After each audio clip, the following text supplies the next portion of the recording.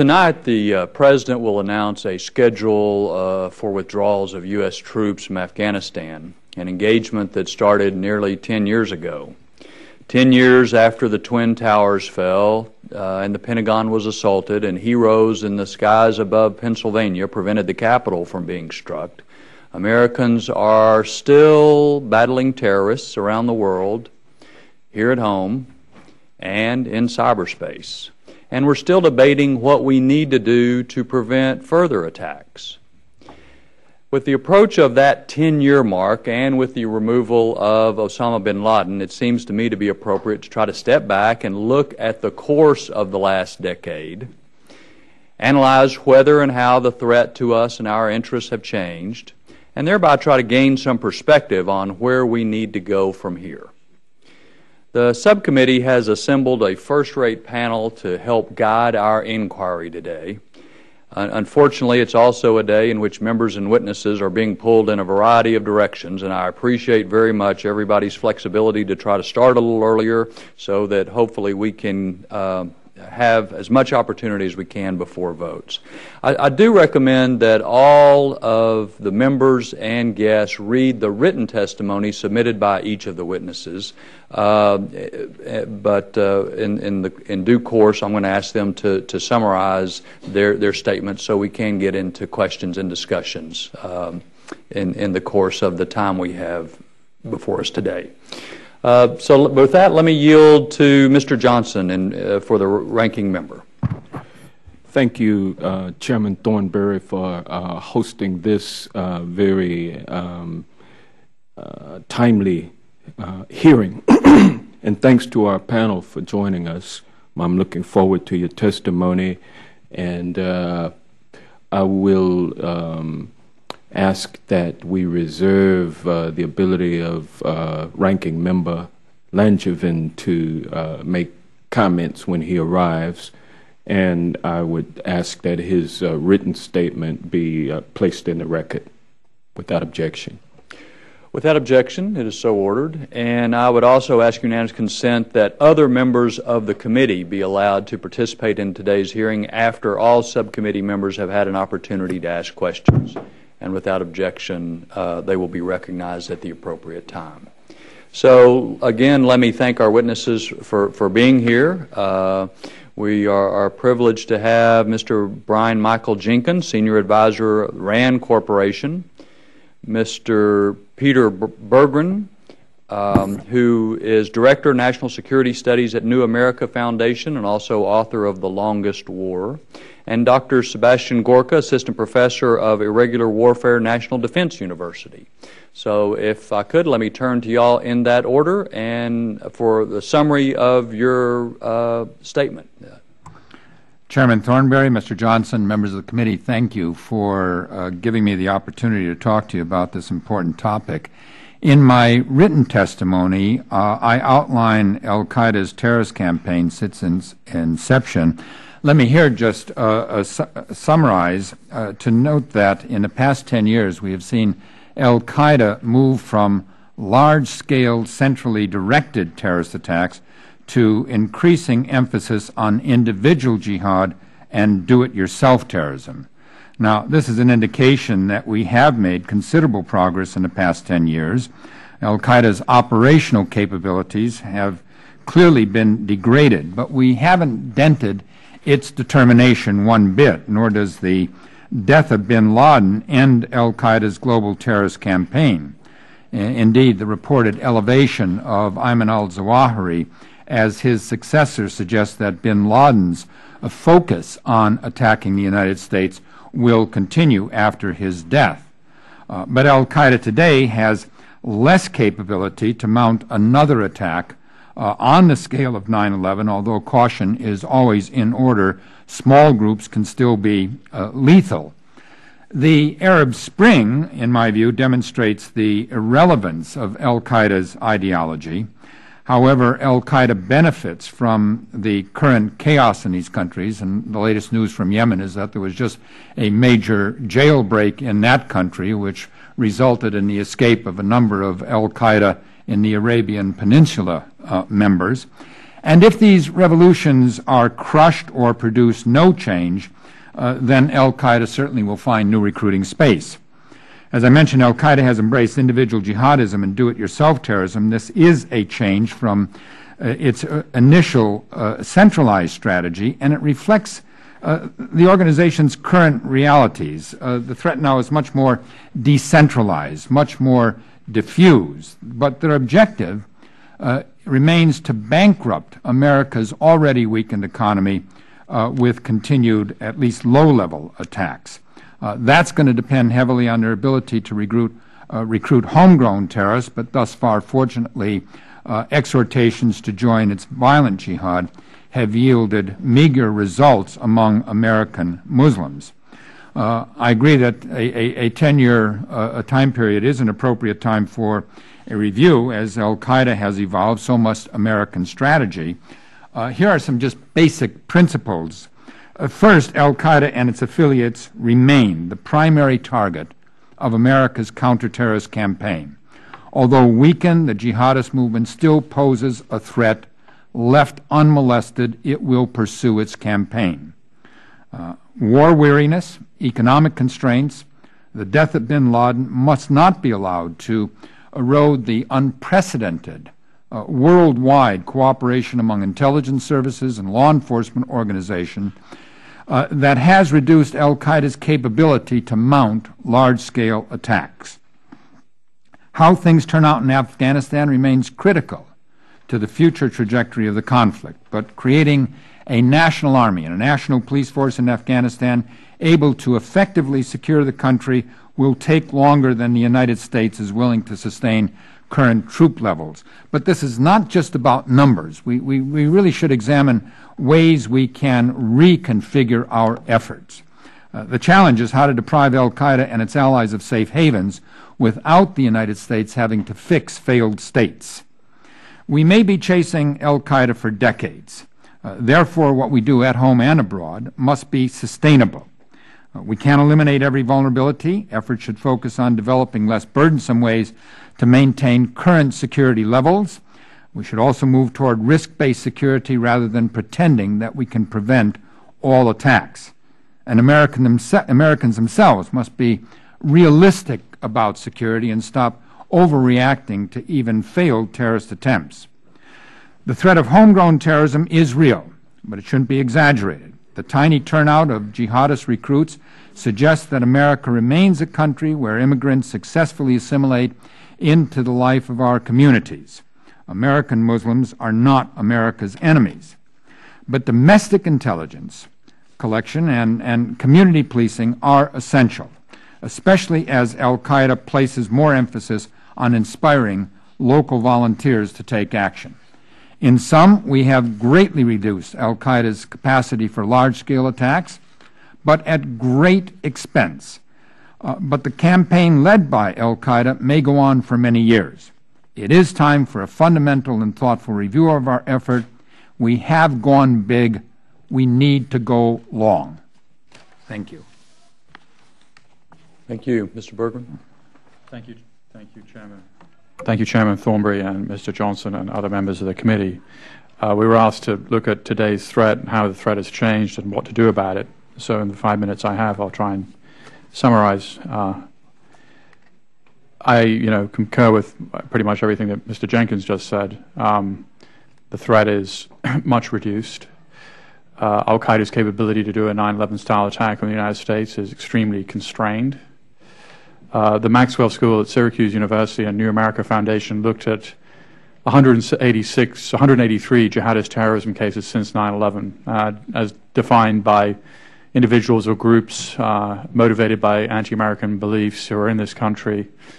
Of those 186 cases, there was quite a lot of good news and some bad news. The good news is not one of those cases involved a chemical, biological, radiological, or nuclear plot, which is pretty surprising in a sense if you think about how concerned we were about that eventuality after 9/11. Secondly, there was a real uptick in these cases in the 2009-2010 time period. There were 76 cases. However, there's been a sharp dip in 2011 with only 8 cases. So the question before all of us is, in a sense, was 2009, 2010 sort of an outlier or part of a larger pattern? Mr. Jenkins referred to the relatively small threat of domestic jihadist terrorism, and I agree with that. But clearly, there was something happening in 2009 and 2010 which was a little bit different. Part of the reason that you saw a big increase in in plots was a large number of Somali Americans planning to go to Somalia, or actually going to Somalia, who were charged in cases related to al-Shabaab.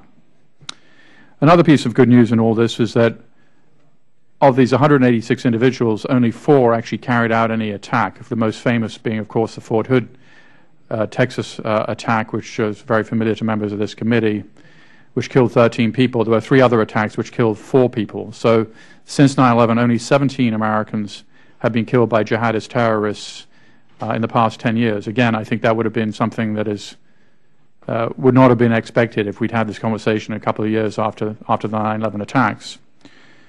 So much that has happened, both what the U.S. government has done and al-Qaeda's own weaknesses has made us relatively much safer. How does the death of bin Laden play out in all this, and what effect does it have? And I would say that the effect, if everybody in this room collectively came together and came up with a better plan to sabotage al-Qaeda, it would be hard to come up with the Arab Spring and bin Laden, his death, happening within several months of each other. Between these 2 events, al-Qaeda's ideology has taken a pretty massive blow, and al-Qaeda, the organization, which was founded and led by bin Laden, has also taken a pretty massive blow. When you joined the Nazi Party, you didn't swear an oath of allegiance to Nazism, you swore a personal oath of allegiance to Adolf Hitler. Similarly, when you joined al-Qaeda, you swore a personal oath of allegiance to bin Laden. Ayman al-Zawahiri, as Mr. Jenkins pointed out, is officially taken over. But this is very good news, I think, for the United States. Ayman al-Zawahiri will drive what remains of al-Qaeda into the ground. He's neither charismatic nor an effective leader, whose leadership of even the Egyptian jihadist militant groups, of which he was once part, is contested. Just as the death of Abu Musab al-Zarqawi dealt a pretty big blow to al-Qaeda in Iraq, the people who replaced Abu Musab al-Zarqawi were not as effective leaders. So the fact that Ayman al-Zawahiri has taken over is a good thing. But even before the Arab Spring and the death of bin Laden, al-Qaeda was in very bad shape. It was losing the war of ideas in the Muslim world, not certainly because the United States was winning them, but because al-Qaeda was losing them, principally on the issue that al-Qaeda and its allies had killed so many Muslim civilians. For groups that position themselves as the defender of Islam, this was not impressive. And Muslims around if you look at polling data in Indonesia, Morocco, Jordan, Saudi Arabia, Pakistan, pick your country, support for bin Laden, al-Qaeda, suicide bombing has been dropping precipitously in the last several years. That said, how is the threat changing, which is the second question that we were asked to address.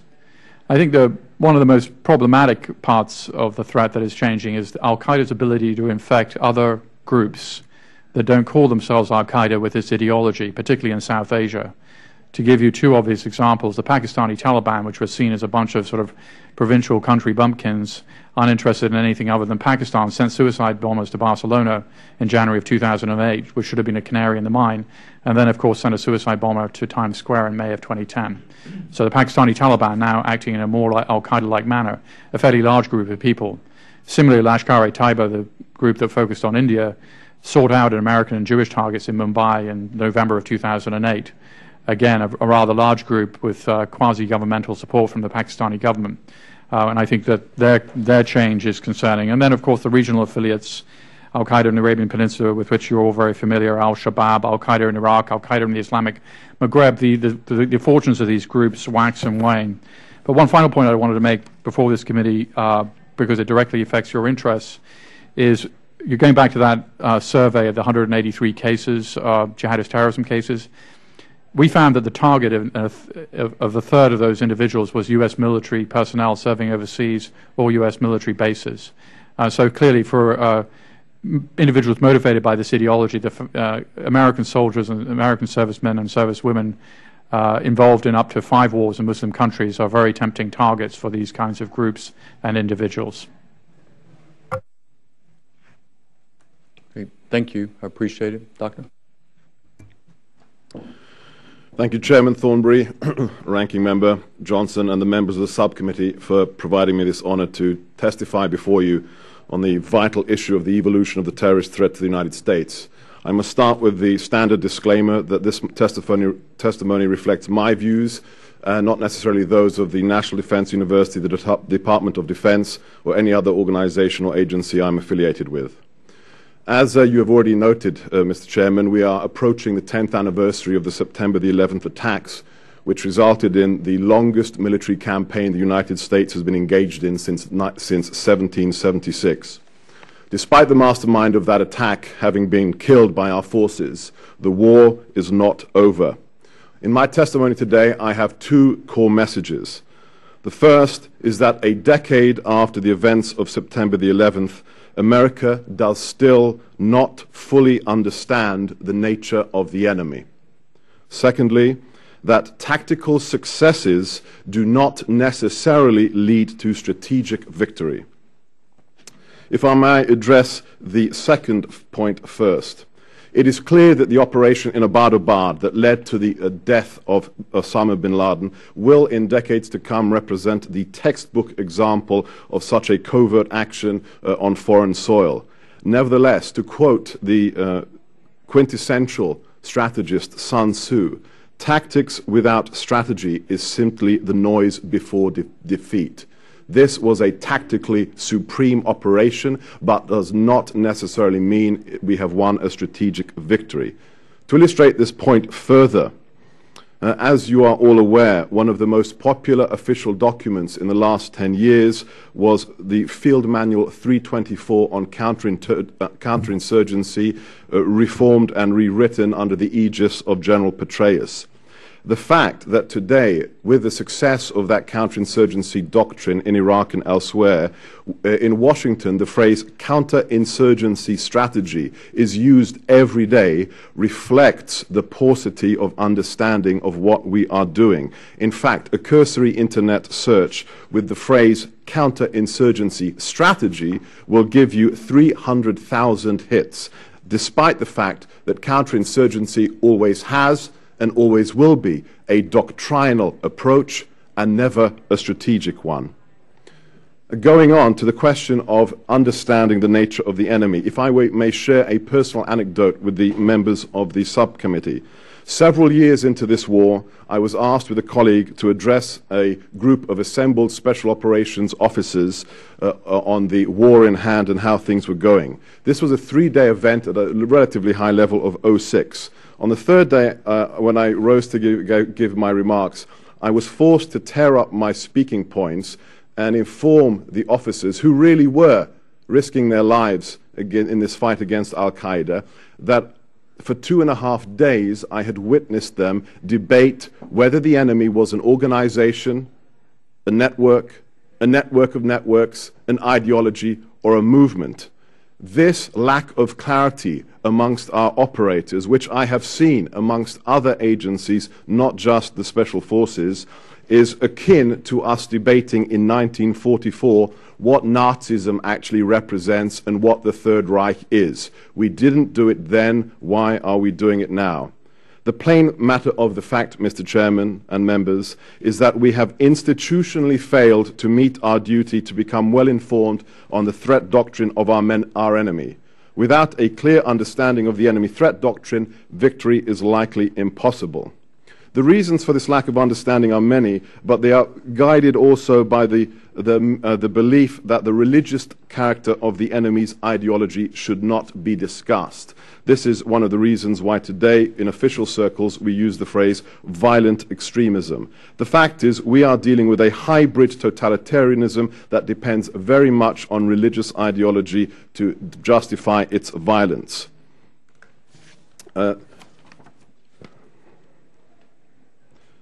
Secondly, there is the question of our institutional capacity to deal with the threat that we currently face. I would like to remind the subcommittee that the 9/11 Congressional Commission described for us how very different the threat environment is. Today, we no longer live in a Westphalian threat environment where the nation state is the primary enemy. As Philip Bobbitt has noted, groups such as Al-Qaeda, Al-Shabaab, or the Muslim Brotherhood do not fit neatly into the national security apparatus we built over the last 100 years. To paraphrase James Kairos of the Yale University, we have denied Al-Qaeda the capability to conduct complex, devastating attacks on the scale of September the 11th, but we now need to transition away from concentrating on dismantling and disrupting Al-Qaeda's network to undermining its core strategy of ideological attack. To conclude, in the last 10 years since September the 11th, we can summarize our actions as a vast collection of tactical and operational successes occurring in a vacuum of strategic understanding and strategic response. We have failed to understand the enemy at any more than an operational level and have instead by default addressed that enemy solely on that operational plane of engagement.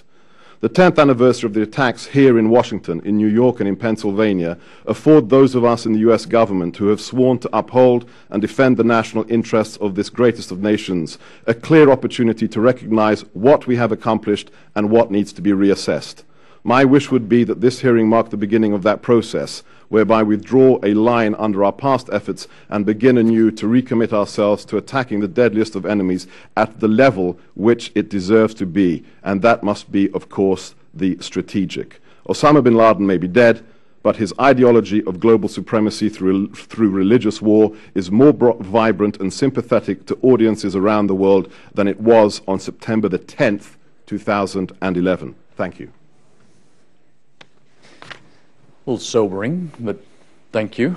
But let me pick up with that and ask Mr. Jenkins and Mr. Bergen to respond to the idea that tactical successes does not necessarily translate into overall victory or strategic success. And you know, you think back not only the Osama bin Laden operation, but the fact that we have not had, other than Fort Hood, a particularly successful attack here in the homeland for 10 years. A lot of success in various other places and efforts around the world. I think you mentioned that Al-Qaeda is not necessarily well thought of according to pollsters. Maybe that's a tactical success, but so does all of that add up to strategic victory, or are we still fooling ourselves in some way, Mr. Jenkins? Let me try to address that. There are two views about this. One is that if we can continue to disrupt al-Qaeda operations, if we can continue to protect the American homeland, that ultimately al-Qaeda will self-destruct. It will self-destruct in ways that Peter was outlining. That is, first of all, the biggest long-term threat to al-Qaeda is irrelevance. And as the world moves on, al-Qaeda, locked in its own little universe of extremist ideology, will become less and less relevant, and that's what makes the Arab Spring so important, because those people demonstrating in Tunisia and Egypt and elsewhere were not demonstrating on behalf of unending warfare against infidels or the reestablishment of an 8th century caliphate.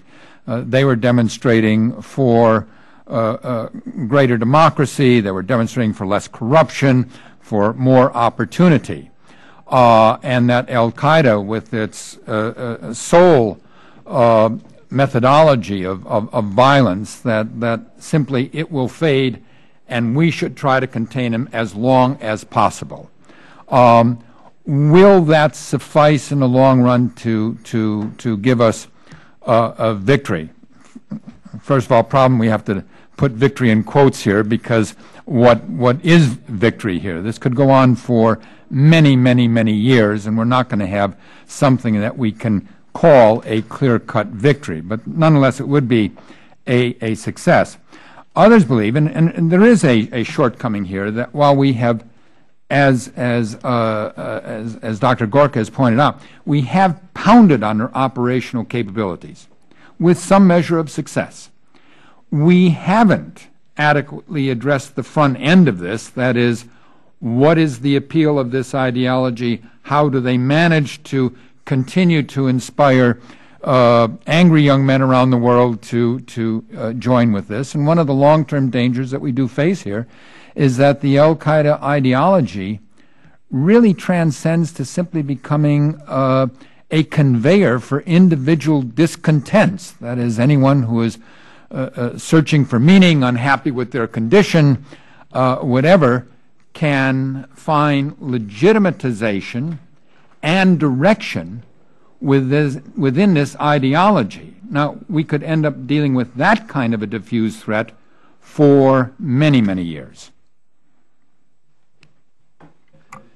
You know, there's still Marxist-Leninists on campuses somewhere in the United States. There just aren't very many of them. And so, you know, Marxist-Leninism as an idea has never fully died. They're just less takers. And that's where we are going to be with al-Qaeda. Mr. Jenkins mentioned the word irrelevance. I think that's a good word. The polling data is easily accessible. Gallup, Zogby, Pew have done, you know, massive polls around the Muslim world, and the numbers speak for themselves. The caveat here, of course, is the Baader-Meinhof group in Germany had zero public support in the 70s in Germany, and a very small group of people continued to inflict a lot of damage on the German state.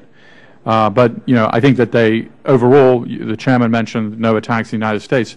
I think another point is no successful attacks in the West since July 7th, 2005 in London by al-Qaeda proper. You know, attempts in places like Ramstein Air Force Base in 2007.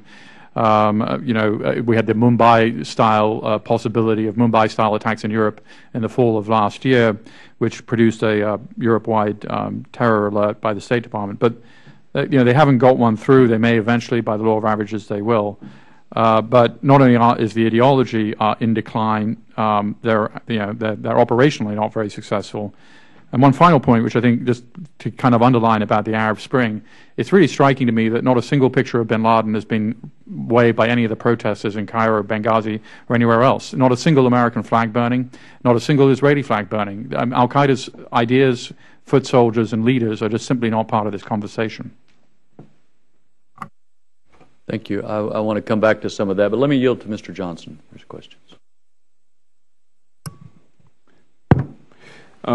Dr. Bergen, what would happen if the U.S.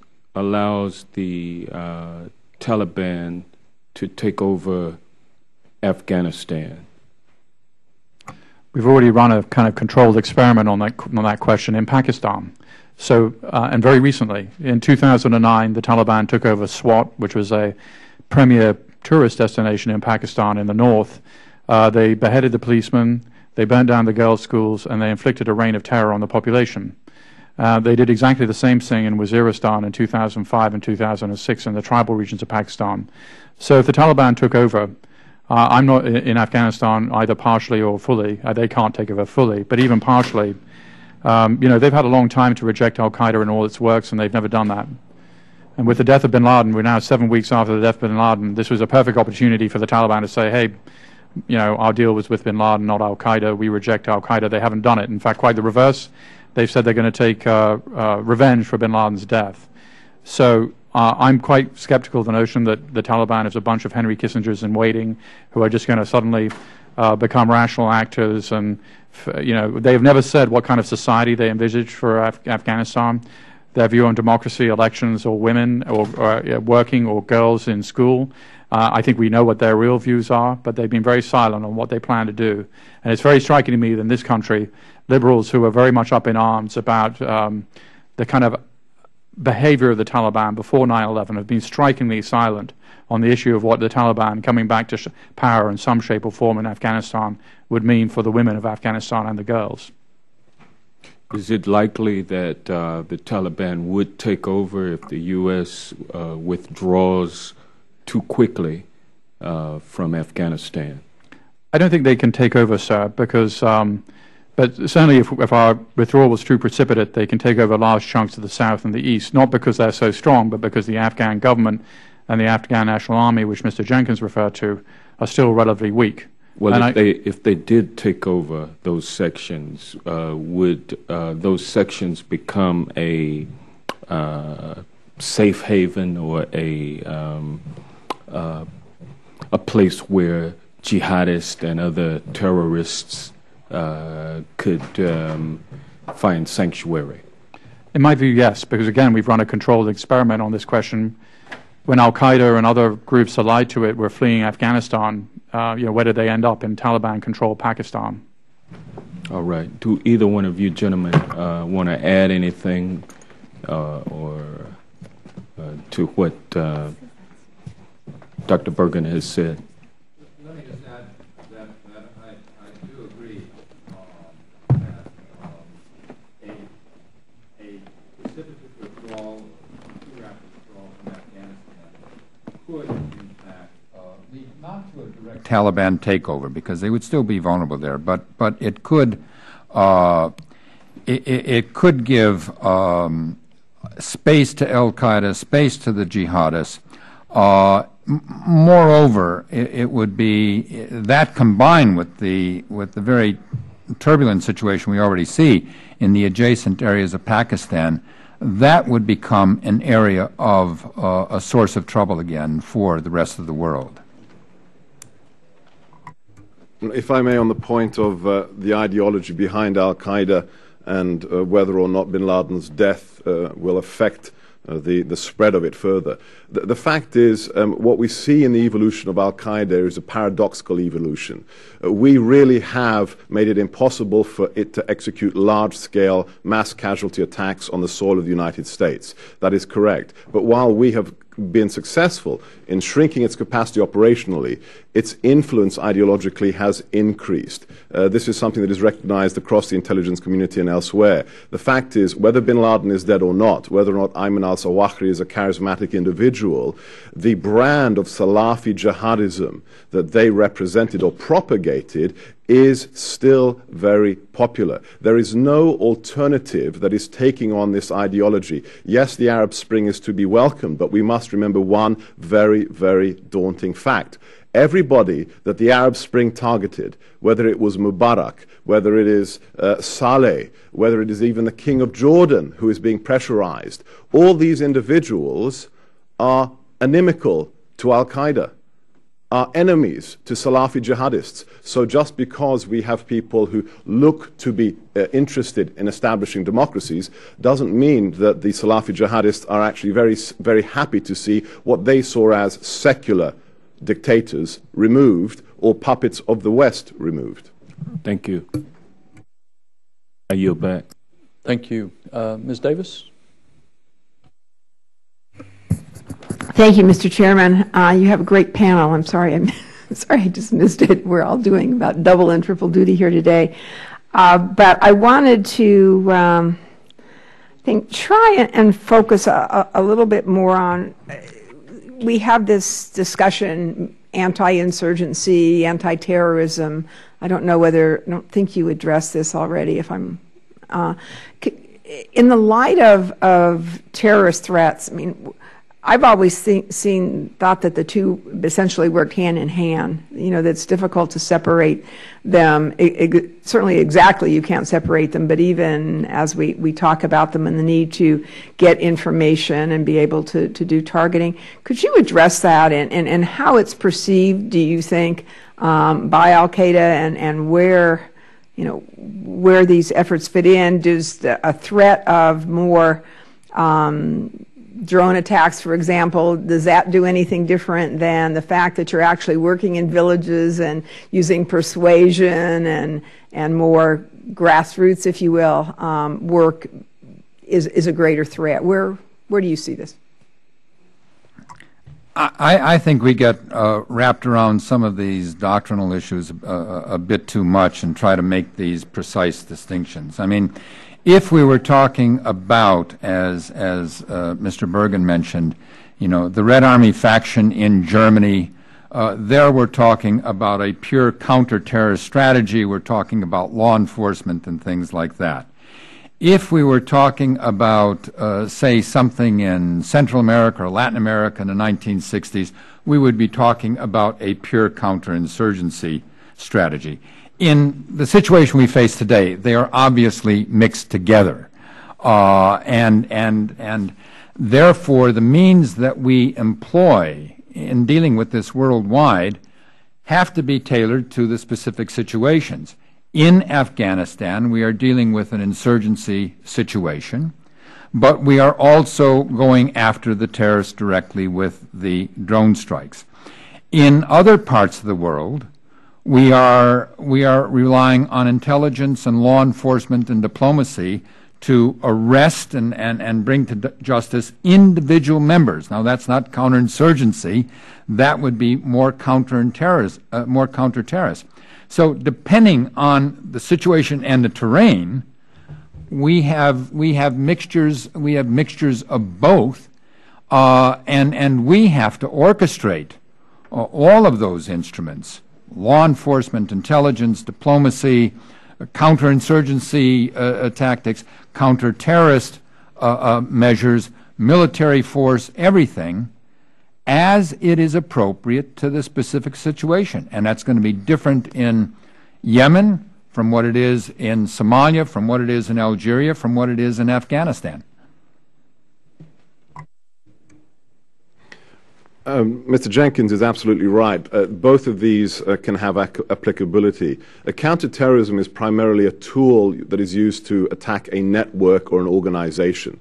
Counterinsurgency is a far deeper tool, which actually ultimately has to address the conditions and the environment in which an insurgency grows and challenges the state. The problem with today's approach is that both of these have applicability, but neither of them answer the strategic question. These remain doctrinal tools. It is the hammer, it is the screwdriver, but it isn't the manual of repair that tells us why we have to use these. So the problem remains the strategic question. And the debate is a superficial one. The debate of CT, counterterrorism versus COIN, is, I think, in part a product of what we have seen in the last 10 years as classic mission creep. We went into Afghanistan to do what? To destroy the organization that had executed the attacks against citizens here in the United States. Well, yes, 10 years later, what are we doing? Much more than attacking al-Qaeda, because al-Qaeda's left Afghanistan to a large extent. We're trying to make sure Afghan girls can go to school. So mission creep has created this largely artificial debate. Thank you. Can I just follow up for a second with Mr. Bergen, because I wanted to say I appreciate the fact that you raised that issue of the women and the extent to which we, I think, send some very strong messages about the fact that they should be essentially at the table, that they should have some meaningful participation as we work towards reintegration, and I think about a time that they actually would be playing a role that's acknowledged and in development of a civil society. Now, a lot of people have discounted that, obviously, because they think that, again, that's part of mission creep, if you will. It's part of a greater effort that is generational. It's too difficult. It's too hard. Could you comment, though, on whether or not you think that is an important message, and whether or not how do you think it should be articulated? I would answer it this way, Representative Davis, two things. First of all, if you look at guidebooks to Afghanistan in the late 60s or the early 70s, you see pictures of women unveiled working in offices, and the idea that the Taliban represent the kind of the Afghan view of how women should be treated is nonsensical. It's a very minority view, and the idea that and in fact, whether it's mission creep or not, we can sort of debate. But something that I think is not well processed sometimes in this country is the huge strides that have been made for girls in the last 10 years in Afghanistan. When the Taliban were in power, there were 1 million people kids in school. About 0.1% of them were girls. Now there are 8 million kids in school. 37% of them are girls. And so as we go forward with the Taliban and think about the kind of society they want, I think this has to be part of the discussion. Afghans want their kids to be educated, whether they're girls or boys. And the Taliban, who are going to be part of some discussion of the future of Afghanistan, I think that's a sort of non-negotiable. One of our demands is they accept the Afghan constitution. Well, the Afghan constitution mandates, for instance, that 25% of the people in the Afghan parliament should be women, which I think is probably higher than it is in this body in this country. Thank you, Mr. Thank you. Chairman. Ms. Sanchez? Thank you, Mr. Chairman. I'm very conflicted about some of the statements that I've heard. I'm sorry I wasn't in here earlier, but you know, you just mentioned that Afghan parents want their kids educated. Well, so do Americans. And one of the biggest problems we have is that money is being siphoned off halfway around the world for the wars that we're in. And it's very difficult because we have no measurement of how we're doing. And meanwhile, our own economy is collapsing. People can't go, in California, for example, our university system, our Cal State system, our community college system is all completely impacted. So we as policymakers and as people who are entrusted with the fiscal soundness of the United States have a big problem with what is going on. You know, and I'm worried about mission creep because I think we're in complete mission creep. I have been for getting out of Afghanistan for a while now. Nobody, not a general, even when they're before our committee, can tell me really why we are still in Afghanistan. And I just related back to the fact that we're still in Iraq. And I know, for example, I voted against Iraq.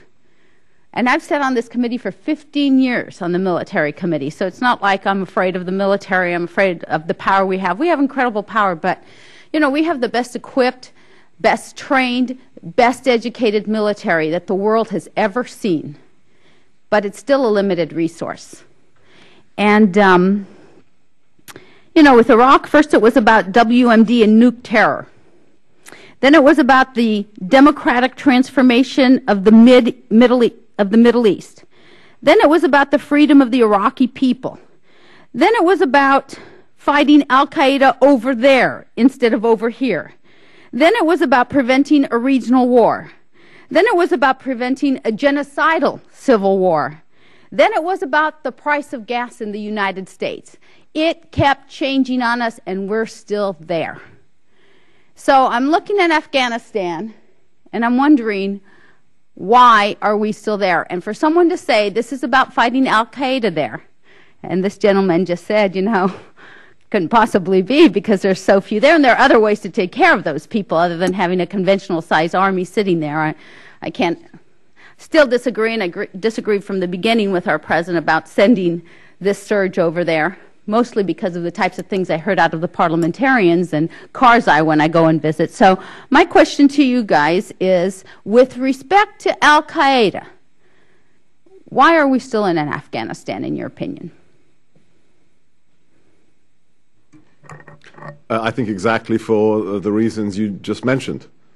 I think the fact is, if we wish to create a functioning federal country in Afghanistan where everybody has civil rights comparable to a developed Western nation and which has a market economy that functions well, we will not do it with 100,000 troops. NYPD has 40,000 officers. NYPD. And we think we're going to turn Afghanistan into a close ally that functions as a federal state with human rights and civil rights for all. The problem is we haven't asked the difficult question you just raised. Why are we there if al-Qaeda's center of gravity is elsewhere, and if we don't have the financial wherewithal to turn Afghanistan into Switzerland? It will not happen. There probably will be a military presence there, but it will be a very different tactical nature, and the bottom line is the British and the Soviets failed. We will not be able to succeed where they failed because they used tactics that we are not allowed to use, and I'm very glad we're not allowed to use them. Thank you. I've been visiting Afghanistan since the civil war in the 90s. I was there under the Taliban. And so, but this is not really my opinion. 68% of Afghans have a favorable view of international forces. This is the BBC-ABC poll taken several months ago. That's an astonishing number. Can you think of a Muslim country that has a 68% favorable view of the U.S. military that is occupying their country over the past 10 years? Why is that? Well, because they know that their lives are getting better. Now, the question, we're spending too much money there, $118 billion, sure. But going to Representative Davis' question, you can't do an effective counterterrorism campaign without an effective counterinsurgency presence. And the reason that we can say with some certainty what alternative scenarios look like is we've already tried them. In 1989, the United States closed its embassy to Afghanistan, and into the vacuum came the Taliban, then allied with al-Qaeda. In 2002, because of its ideological opposition to nation building, the George W. Bush administration did an operation on the light in Afghanistan. We got what we paid for. The Taliban came back, again allied with al-Qaeda, and with al-Qaeda-like ideas. In 2003, there were 6,000 American soldiers in Afghanistan. It's the size of the police department in Houston, and a country the size of Texas with 10 times the population. And so I think the President has been making the right set of decisions about resourcing this properly. And I completely understand what Representative Sanchez has said about, we have to make choices. But the fact is that we were attacked from Afghanistan on 9/11. We have a very strong interest in preventing it from being a safe haven, not only for al-Qaeda, but every jihadist terrorist and insurgent group in the world was headquartered or based in Afghanistan before 9/11. Groups that have attacked us as well as Pakistan Taliban is now attacking us. The Islamic Jihad Union tried to attack us at Ramstein Air Force Base in 2007. So it's not just about al-Qaeda. It's a lot of other jihadist groups which are now in the Pakistan side of the Afghan border. Well, I would just say to that, there are a lot of other places that they can go and train, and there are a lot of ways to eliminate them from training that doesn't require to have 140,000 people on the ground. I don't know if the other gentleman had a comment to that question, and I'm sorry, Mr. Chairman, if I'm taking a little bit too long. But I think it's an important question to ask. First, I tend to be ferociously focused on al-Qaeda, and therefore will not argue against the fact that the invasion of Iraq and the subsequent insurgency there was a costly distraction, and certainly won't defend that. But the fact is, we went into Afghanistan for a purpose. We are there for a continued purpose to prevent the return of al-Qaeda to that area, which I believe they would benefit from. However, having said that, I don't think it's a matter of needing 140,000 troops. If we choose to do it that way, yes, we need 140,000 troops. I do think we have to lower our expectations of what we can achieve. We do want to keep a presence in the area. I think we can do more with local forces and special forces, which can significantly reduce the footprint of the Americans and the cost. I hesitate. I mean, I'm a veteran of Vietnam, and one is always hesitant about bringing up an historical example from Vietnam as anything positive. But in Vietnam, with 2,000 special forces, we fielded an army, not the South Vietnamese army, but something called the Civilian Irregular Defense Group, of 50,000 tribesmen, 2,000 soldiers. Those tribesmen were extremely effective because they were local soldiers and knew the territory. I think we have to move in the direction of greater reliance on local forces, tribal forces, special forces, and special operations, which will reduce the need for the presence of 100,000 American soldiers. We're also going to have to lower our expectations somewhat. We're not going to win a war or, as Dr. Gorka says, turn Afghanistan into Switzerland. What we're talking about is managing a very turbulent situation to ensure it does not permit an al-Qaeda comeback. That doesn't take 100,000 American troops. That's doing something different. So we shouldn't get wrapped around the number.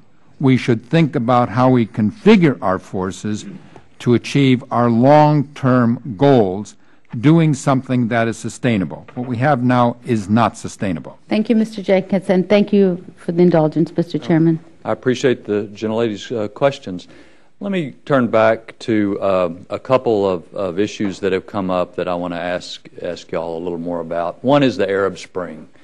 You've all spoken favorably of it. Other people write that building on the idea that it has displaced people who were helping us fight al-Qaeda, that and also, though, expressing the concern that it has built up expectations among the populations which cannot be achieved, and so in that discontent there will be an even bigger breeding ground for al-Qaeda and that sort of ideology. I think one of you said a while ago, this sort of ideology becomes kind of like flypaper on whatever people's disappointments may be stuck on. So my question is the Arab Spring and the changes that are going there a uniformly good thing, or does it really present some downsides when looking at it from a fight against terrorism perspective?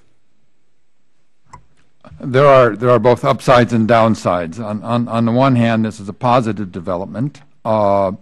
Certainly with regard to, I think all of us agree, with regard to the irrelevancy of al-Qaeda. Al-Qaeda, as I mentioned before, can benefit from the short-term turmoil. In the longer term, there are a number of things that can happen that are going to be potentially negative. One is that the expectations of the people are not going to be fulfilled. It's going to lead to frustration, and that could provide some opportunities for al-Qaeda.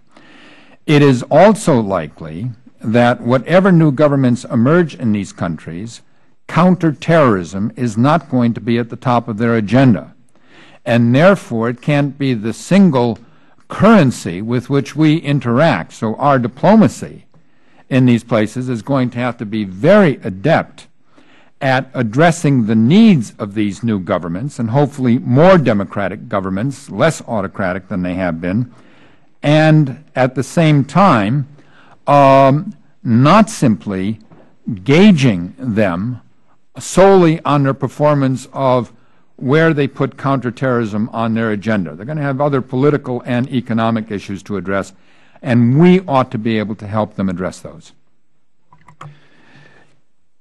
When Tsar Nicholas II in Russia in 1916, certainly didn't know that in 2 years not only he would be dead, but Lenin would be ruling in his place. So, revolutions, the whole point about revolutions, they're not predictable. So we don't know what's going to happen. That said, going to the chairman's direct question, al-Qaeda was really incubated by these authoritarian regimes. It's not an accident that so many of them are Saudis, Yemenis, and Egyptians. It was these particular circumstances of authoritarian regimes in these countries that produced this ideology. Sayyid Qutb there, Lenin came out of the Egyptian prison system. Ayman al-Zawahiri himself, bin Laden himself, came out of Saudi Arabia. And so for the fact that there is a real ideological counter-narrative to the authoritarian regimes in which al-Qaeda isn't playing a role is not to be discounted. No one is calling for a Taliban-style theocracy in any of these countries, which is what al-Qaeda really wants.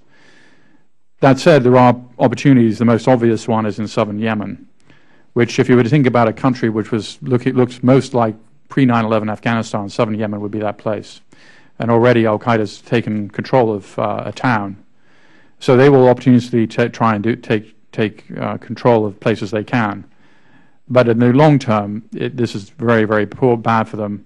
And one final point on this, it was only posthumously that bin Laden ever commented on the Arab Spring, because in a tape that we've now recovered, he commented on the most minor news developments in the Muslim world. We have like 35 statements from him since 9/11.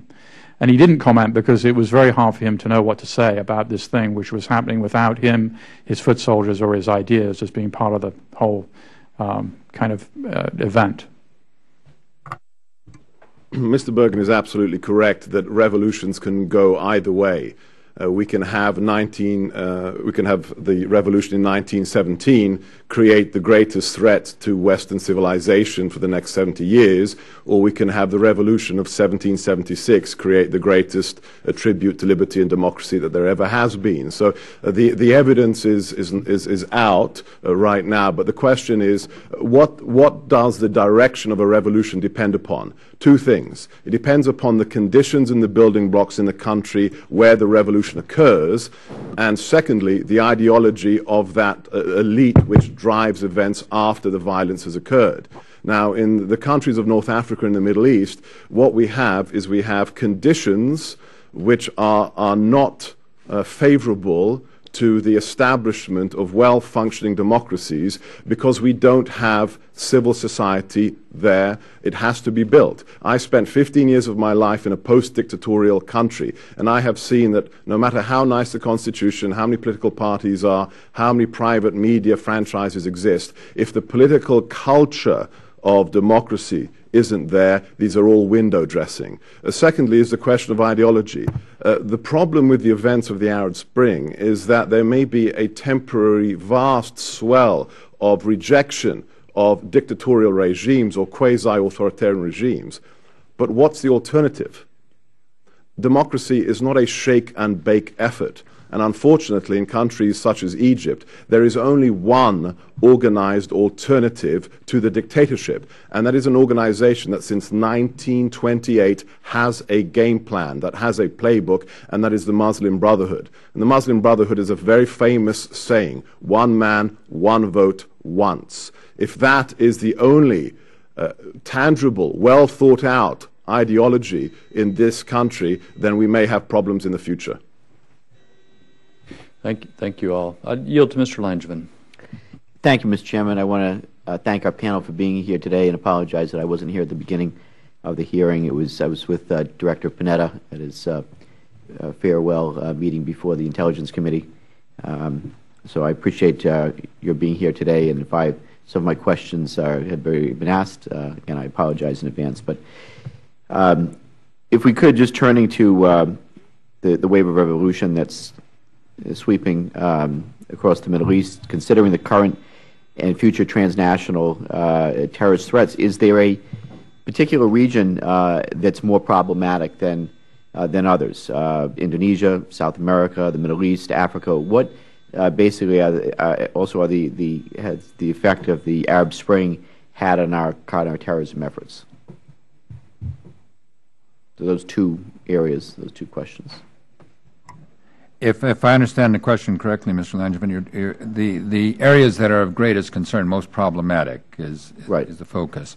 And then what effect has the Arab Spring had on our counterterrorism efforts would be the I mean, you clearly, I think there'd be consensus that Yemen is the most chaotic situation, and it is also the country where Al-Qaeda is very well situated. It is absolutely unclear how things will unfold in that particular country. That certainly could be a center of future Al-Qaeda activity, and we've already seen that Al-Qaeda in the Arabian Peninsula has been very effective in its communications and its determination to attack U.S. targets. So outside of Afghanistan, Pakistan area, which we already have addressed, I would put Yemen very high on the list. I don't want to ignore Afghanistan or Pakistan. Put aside Afghanistan for a moment. Pakistan is undergoing a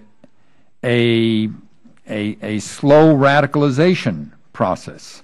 Aside from the insurgent threat, aside from the terrorist threat, within Pakistan society, within the Pakistan military, there is evidence of growing radicalization. So that would be high on the list.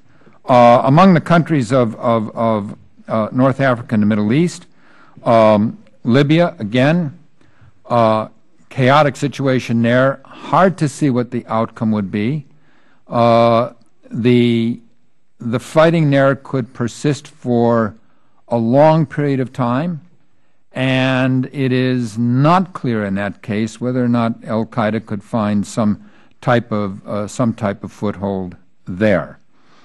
Final one I would probably add to the mix would be Syria, where the government has thus far resorted to brutal repression, but there is a society where if we again saw it descend into a civil war situation or sectarian conflict, where Al-Qaeda could find again some ability to purchase space at the edge of that situation. So there are a number of spots that relate to that, which I think are very problematic. Let me ask, go back to Pakistan for a second and talk about the radicalization that you've seen there. Some would suggest, obviously, that initially al-Qaeda enjoyed a great deal of support in Pakistan, and over the years, for a variety of reasons, including the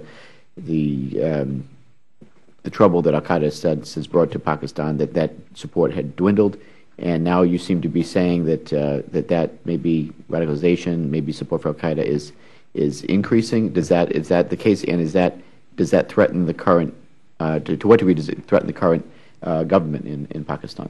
The radicalization is not specifically, it's more complex than an al-Qaeda, so it's not that the population is moving toward a pro-al-Qaeda position, but simply that the society itself is becoming, or at least portions of it, are becoming more radical in their views, more hostile toward the United States, facing some very, very serious problems in terms of economic problems, demographic problems. And what we have seen, which I think is a cause for concern, is in some of these recent attacks that have occurred, for example, the most recent major attack at the Pakistan major naval base, and some of these others, is that it appears that there was some degree of inside assistance or to those attacks. And so it's not simply where is Pakistan on the scale of pro or anti-al-Qaeda, but rather for other more complex reasons, a radicalization that is taking place that could lead to some very serious problems in the country. So even taking al-Qaeda out of the equation, Pakistan is problematic. Just wanted to inject some good news into all this. I mean, the most populous Muslim country, of course, is Indonesia. And amongst a lot of bad news that we've heard, the al-Qaeda affiliate there is basically on life support because it's killed a lot of Indonesian civilians. The Indonesian government has taken a very aggressive stance against it. And just to pick up on the Pakistan issue, the recent Pew poll shows the United States is at 12% favorable. Usually we get about a 15, 20%. Anti-Americanism in Pakistan, which I think is part of this radicalization picture, not just about al-Qaeda, I agree with Mr. Jenkins, is really a problem that we need to kind of confront and think about very seriously. Obviously, there's no appetite in Congress for additional aid to Pakistan, and in fact, there's no appetite in Pakistan for aid from the United States. Very little of it actually get dispersed because of all the caveats and reporting requirements. But I think a discussion in Congress about some kind of greater trade agreement with Pakistan. They really want access to our markets, not handouts. 60% of Pakistani manufacturing is textiles. We have quite punitive tariffs on Pakistani textiles compared to other countries like France. And this is, of course, something that has been long discussed. But if we're thinking about trying to have a more of a strategic, real partnership with Pakistan's people, not with its government or military, a more trade-based arrangement is the way to go, similar to things that we've discussed about Colombia, that we might have in place for Egypt in the future and other countries.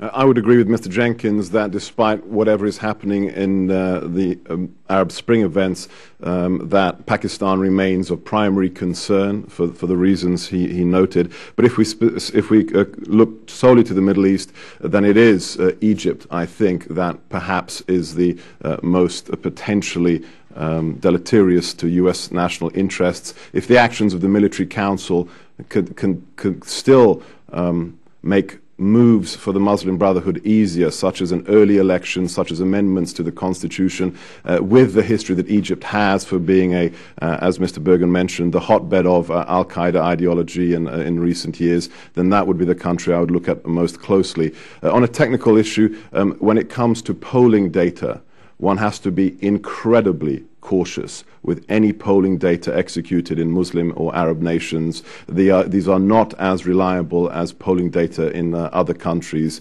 A lot depends upon who is asking the question, what nationality they are, what language they speak. So even Pew polls can be potentially misleading with regards to attitudes to America or the West.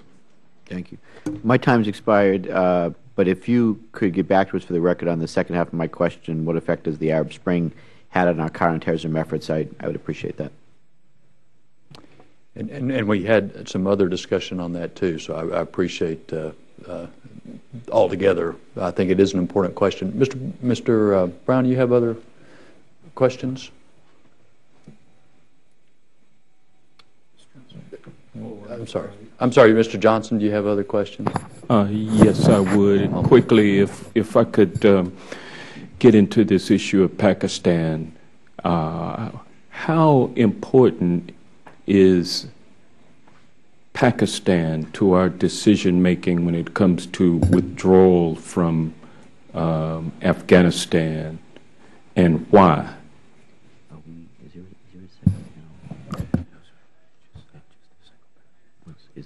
Do the thought experiment where Iranian nuclear scientists have met with bin Laden to discuss nuclear weapons, and al-Qaeda was headquartered in Iran and the Taliban was headquartered in Iran. We would have gone to war with Iran after 9/11. Of course, it was Pakistan whose nuclear scientists were meeting with bin Laden, Pakistan where al-Qaeda and the Taliban are headquartered.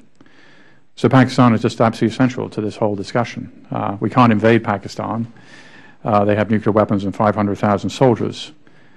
But what they decide in their strategic calculus is key to our national security.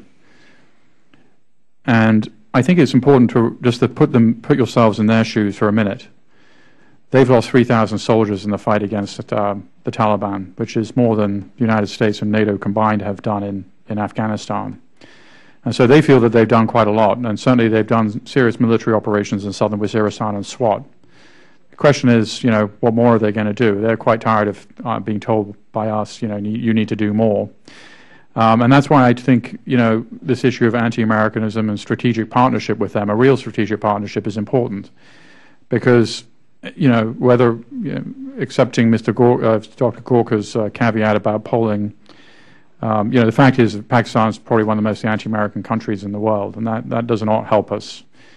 And if we can get Pakistan to be part of the post-2014 Afghanistan settlement in a way that acknowledges that they have real concerns about what the post-2014 settlement looks like and their role in it. And if we can make them more of a strategic partner through trade with us, I think that will go a long way to kind of getting rid of some of the underlying issues that create the problems that we're trying to discuss today.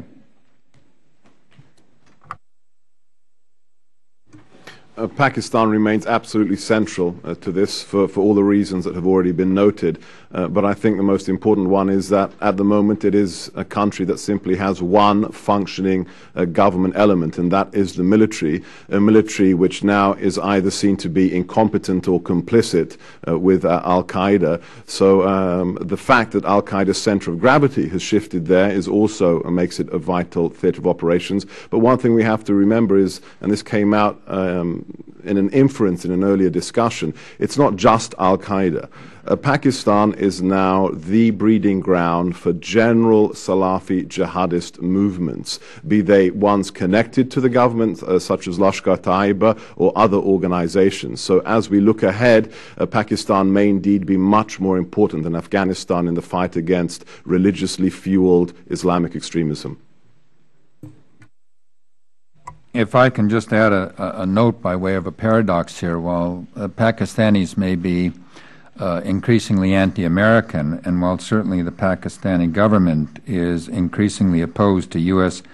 counter-terrorist activity in Pakistan, at the same time the Pakistani leadership is concerned that we will walk away from Afghanistan as we did before, leaving them with a huge mess on their frontier, and they are hedging their bets.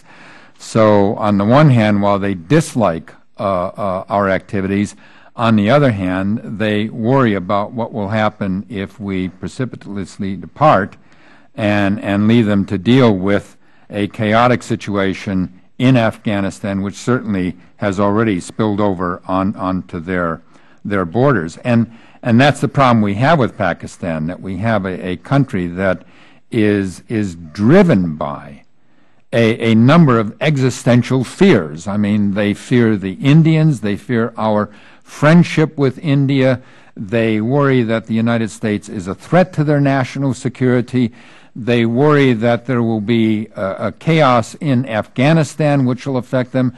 They worry about the internal dynamics that we have been discussing. They worry about insurgencies in Baluchistan. This is a country that has been driven since its creation, and increasingly in the last decade, by overwhelming existential fears about their survival as a nation, and that makes them extremely difficult to deal with. Thank you. I think we are down to a minute or two on the clock on the floor, but Ms. Davis, if you'd like to ask other questions. I may hang for a little longer, but I wanted to alert you on what the situation is. Maybe I'll just make this easy. Is there one lesson that you see that we have had great difficulty learning from these conflicts? I'll be very brief. Americans typically undertake very ambitious efforts, and even efforts that we start out sometimes as being very precisely targeted have a way of becoming ambitious efforts. We believe that if we pour resources into a problem, we can get it done with, breathe a sigh of relief, go back to status quo ante bellum.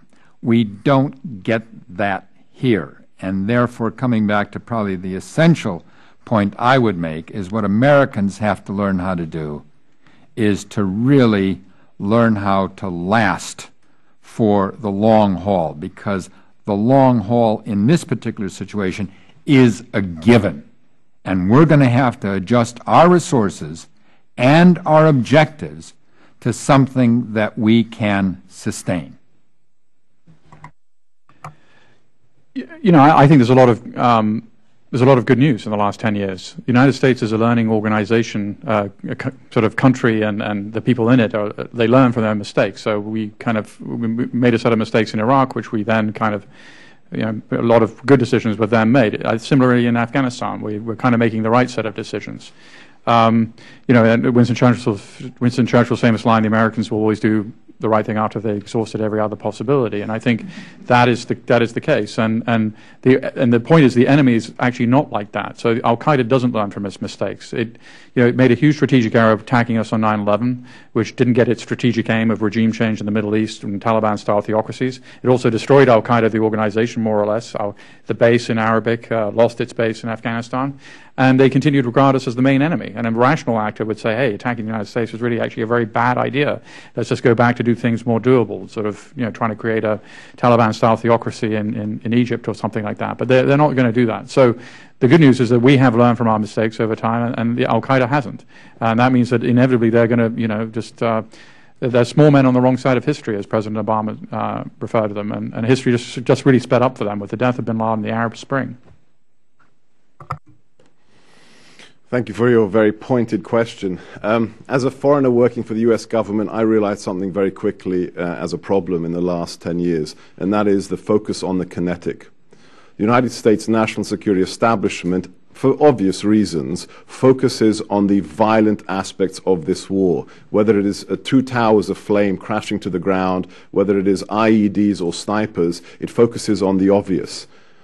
We need to understand the non-kinetic aspects of this war. We need to understand how a serving major in the United States Army can decide that his loyalty is with jihadi ideology and killing his fellow servicemen and their families as opposed to the Constitution he swore to uphold. That's what I mean by the ideological non-kinetic part of this war, and we are just beginning after a decade to understand or begin to address this question. So I think it's the focus on the kinetic we need to move away from. But thank you for the question. I think the gentlelady, and again, time has expired, but I want to miss a vote if necessary because I want to follow up on actually that point. I've been in several meetings the past couple of weeks with members where this idea of the ideological war the extent to which some call strategic communications makes a difference. And so I would like to get from each of you your thoughts on that aspect of this struggle against terrorism. And not to go through it, but some people argue this has to be fought out within the Islamic faith, that we have no role in it. Other people say that we have a much greater role, and we have diffuse messages coming out, and nobody knows really. So we're not doing anything very well. But not just talking about broadcasts. The ideological part of this struggle, I'd appreciate your comments on.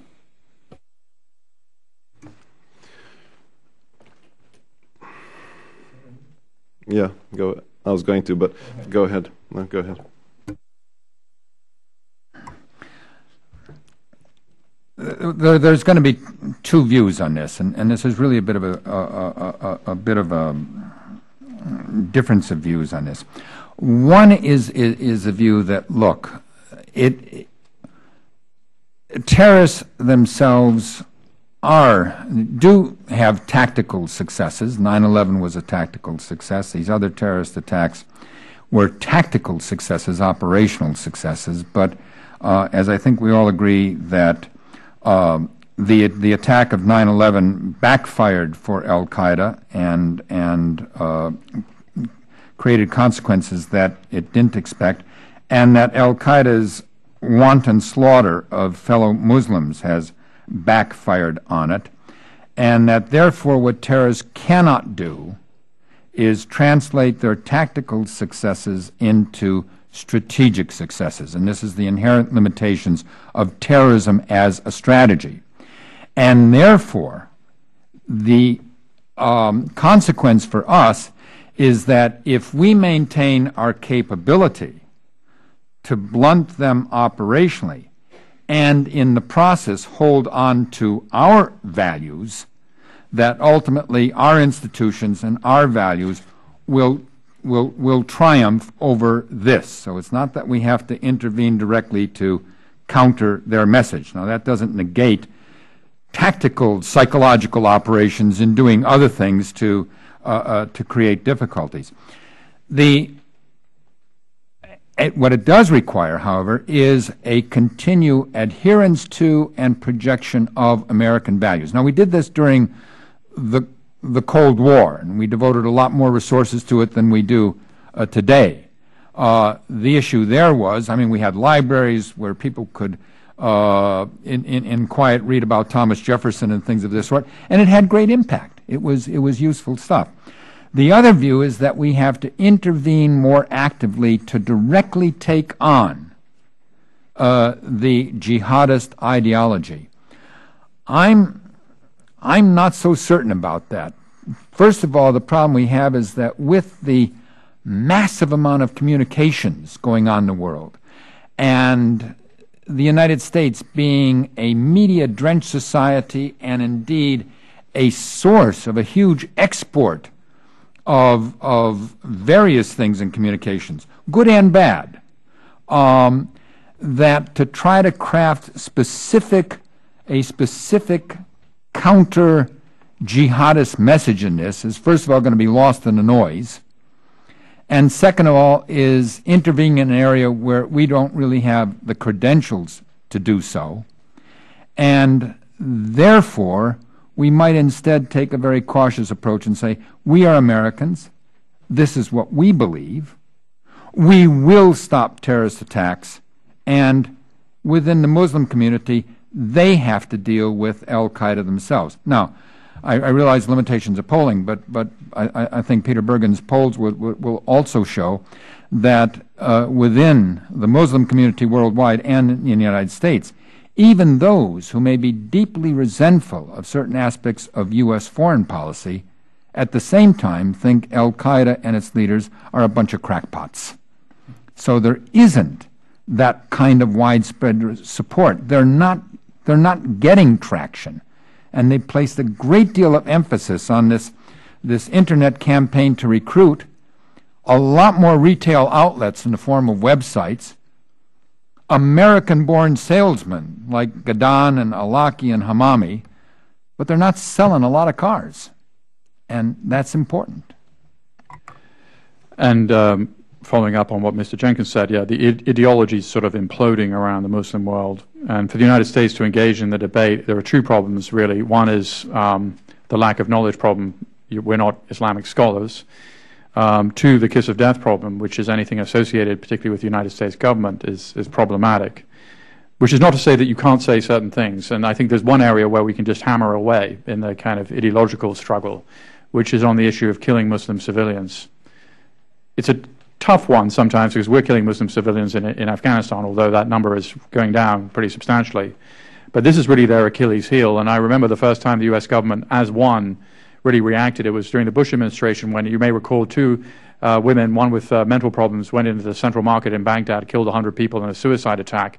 Everybody in the U.S. government, from Condoleezza Rice down, immediately said, you know, this was against Islam, a bad thing. And so if you can kind of hammer away on this issue of them killing a lot of Muslim civilians, that's pretty effective. To get into an arcane debate about Islamic theology won't work.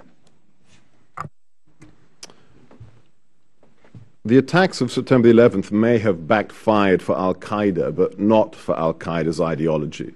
On the contrary, the events of September the 11th branded this ideology as something powerful because it could take violence to the heart of the United States. With regard to the question of are we allowed to be part of this discourse inside Islam, after September the 11th, of course we do. We have a dog in this fight, and we have every right to be part of that discourse. I think we have to remember that the Cold War, for all its thousands of nuclear warheads and aircraft carriers and battle tanks across the German plain, was won in the ideational plane. It was won primarily on the grounds of ideology, and we need to do the same kinds of things we did then as today. I agree that we have to start with who we are, as Mr. Jenkins said. We have to be clear about what it is that these individuals threaten in this nation, why it is constitutional values that are undermined by anybody who believes in this ideology. And Congress also has some work to do on this, because not only do we have confusion in the executive, but we have very out-of-date acts such as the Smith-Mundt Act, which makes informational campaigns in this internet age almost impossible for members of the national security domain. Lastly, on the issue of our current label for this part of the war, which is countering violent extremism. This is deleterious to the national security of the United States. We did not say when we were fighting the Ku Klux Klan that we are fighting violent extremism. We said that these were white supremacists and racists. You have to be clear about the ideology and what they say about themselves. This is an ideology of global jihad, not a grab bag of violent extremism. So let's begin to be specific, and let's start to take the fight to the enemy on the ideological plane as well as the kinetic. Well, thank you all. I think this is a good start for our inquiry as to 10 years after 9/11. I appreciate all your insights and your, again, flexibility on timing.